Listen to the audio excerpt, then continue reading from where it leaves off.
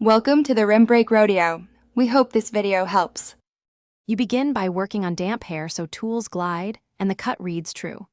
Comb the top forward and clip it out of the way, then take the clippers to the sides with a 1/2 to 1 inch guard. This creates the tapered foundation. Once done, lower the guard slightly around the hairline to blend the edges. Make sure to step back frequently and check balance.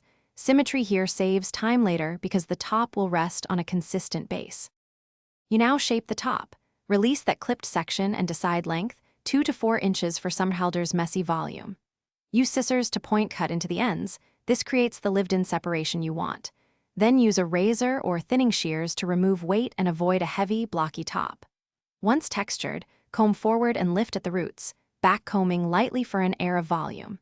Make sure to blend the top into the tapered sides so movement looks seamless when styled. You finish by styling. Warm a pea-size amount of matte clay between palms and work it from roots to mid-lengths, not just the ends, to hold that natural lift. Use your fingers to push the hair back and slightly to the side for Ian Somerhalder's relaxed sweep. Avoid combing perfection.